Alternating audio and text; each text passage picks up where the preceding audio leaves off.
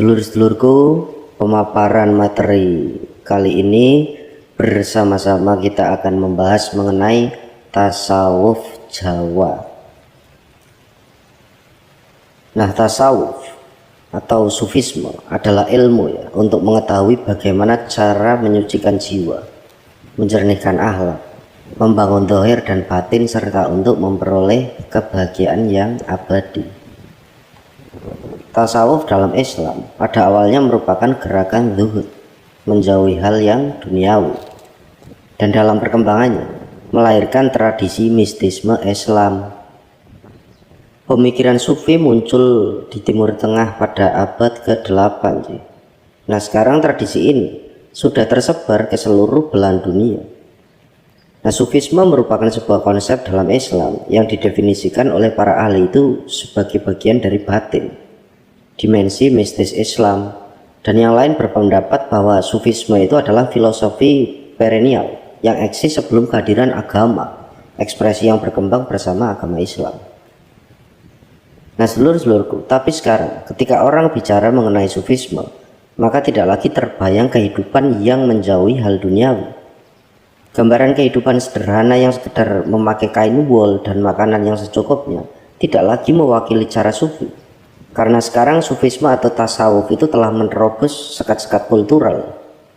Banyak kaum kaya dan profesional mencari kedamaian dalam tasawuf. Berbagai majelis dzikir dan pusat-pusat latihan meditasi muncul di berbagai kota, mempertemukan tradisi industrial yang membangun alienasi dengan air bening tasawuf yang memancarkan kedamaian jiwa, sehingga seakan-akan tengah berlangsung kebangkitan tasawuf dalam kehidupan modern ini.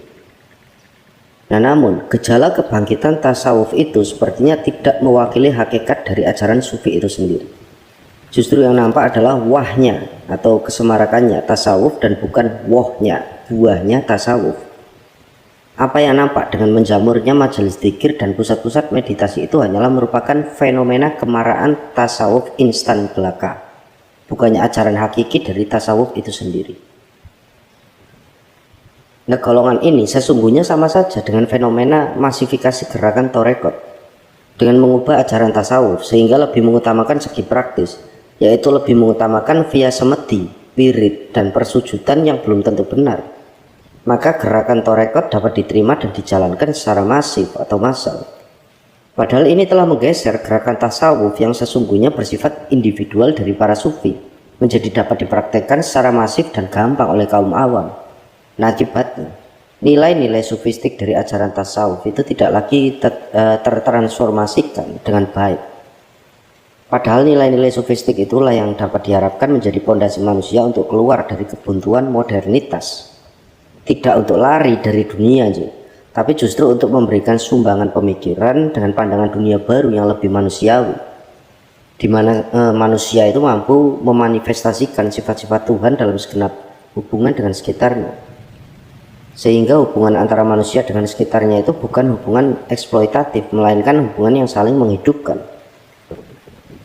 Nah, untuk itu sedulur-sedulurku, seseorang yang paham makna ihsan, maka ia tidak akan memandang ibadah hanya sekedar bentuk wadah saja. Ia mengerti bahwa ibadah itu memiliki ruh, memiliki dimensi keluasan makna yang mengantarkannya kepada hakikat Tuhan. Dan karena itulah orang yang sampai pada tingkatan ihsan ini dalam kehidupannya seakan-akan bisa melihat Tuhan atau setidaknya merasa selalu diawasi oleh Tuhan. Sehingga tasawuf itu merupakan jalan untuk sampai kepada kesempurnaan hidup. Ia adalah jalan pembersihan diri sehingga mengantarkan manusia untuk sampai kepada Tuhannya yang menjadikan dirinya itu semakin baik dan berperilaku mulia. Nah, untuk itulah ada dua ajaran yang cukup menonjol di dalam tasawuf, yaitu cinta dan kearifan. Dan bagi siapa saja yang tidak memiliki cinta dan kearifan di dalam dirinya, maka akan diragukan kesufiannya, karena kedua hal itu adalah obat yang menyembuhkan kebanggaan dan rasa sombong, serta pula bagi seluruh kelemahan diri lainnya.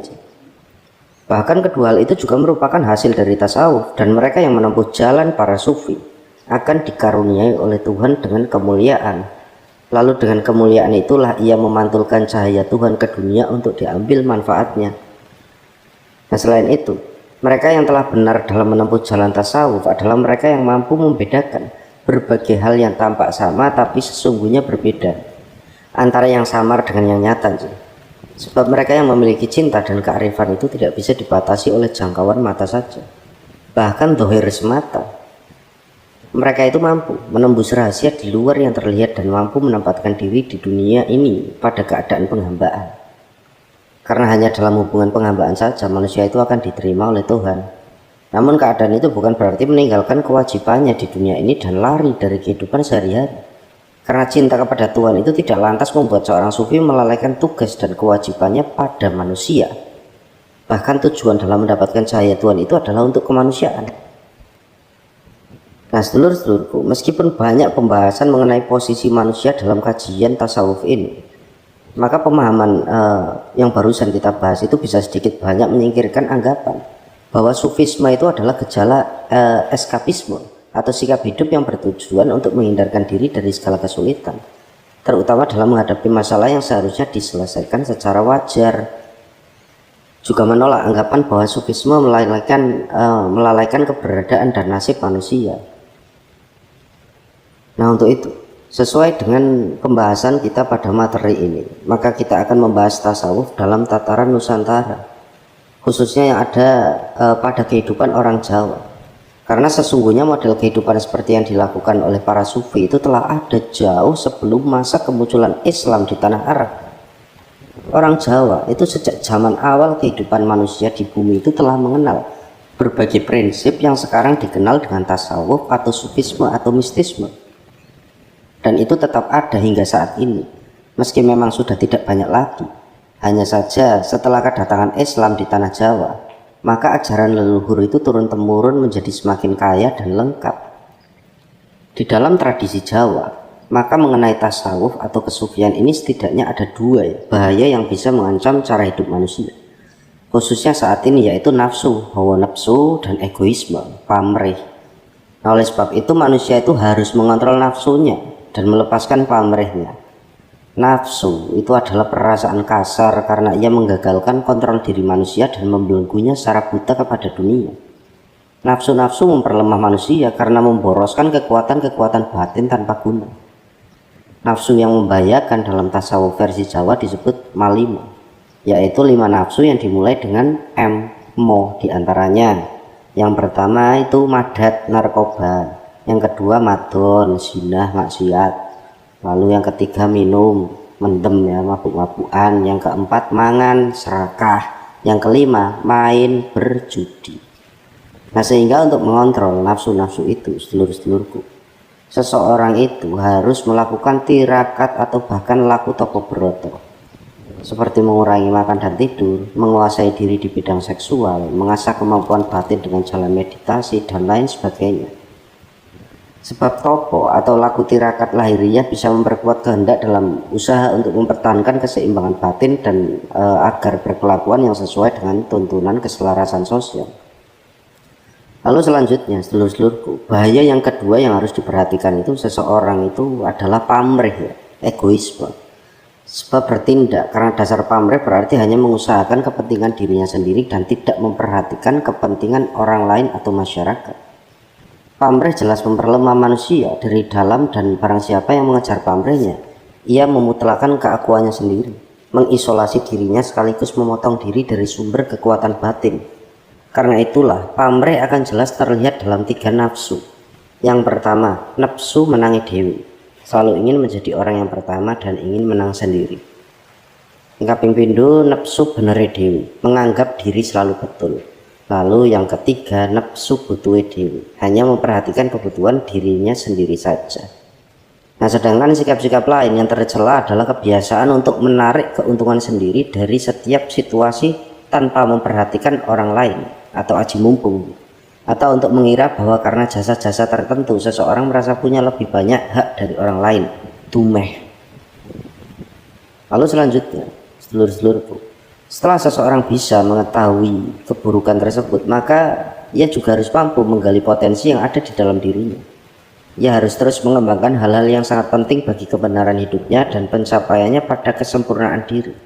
Nah, caranya dengan terus berusaha menaikkan tingkat kualitas pengkajian dirinya sendiri. Ini memang tidak mudah ya, tapi ia harus tetap mengusahakannya karena itulah jalan yang semestinya. Nah, adapun diantaranya itu yang pertama, nanding sariro. Itu tahapan ya, dimana seseorang itu membanding-bandingkan dirinya dengan orang lain dan mendapati bahwa dirinya itu lebih unggul. Lalu yang kedua, ngukur sariro. Itu tahapan dimana seorang itu mengukur orang lain dengan dirinya sendiri sebagai tolak ukurnya. Lalu yang ketiga, tepo sariro. Tahapan dimana seseorang itu mau dan mampu merasakan perasaan orang lain atau memiliki tenggang rasa yang tinggi. Lalu yang keempat, mulat sariro. Tahapan dimana seseorang mencoba dan mulai memahami dirinya sejujur-jujurnya. Lalu yang kelima, mawas diri. Tahapan dimana seseorang itu telah melebihi kemampuan mulat sariro karena ia telah menemukan identitasnya sendiri, jati diri yang terdalam sebagai pribadi. Nah, untuk itulah sedulur-sedulurku, manusia itu telah diberi anugerah oleh Tuhan yang Maha Kuasa.